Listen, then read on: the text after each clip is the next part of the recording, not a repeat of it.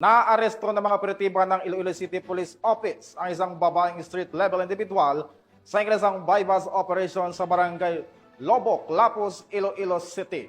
Magbabalita dyan si Patrolman Charmaine Balunsat.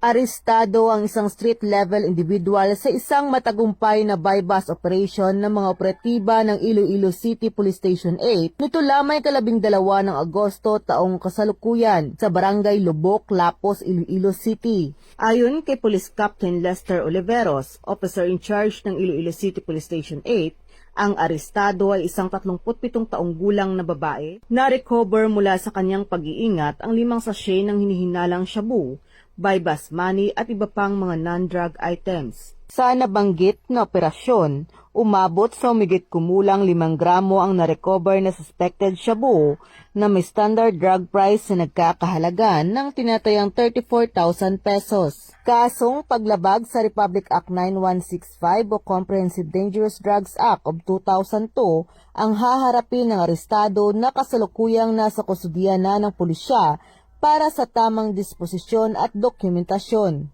Muling pinatunayan ng Philippine National Police ang kanilang mahigpit na kampanya laban sa banta ng ilegal na droga tungo sa isang ligtas at mapayapang bagong Pilipinas. Mula dito sa Western Visayas, ako ang inyong PNN correspondent, Patrolwoman Charmaine Balunsat.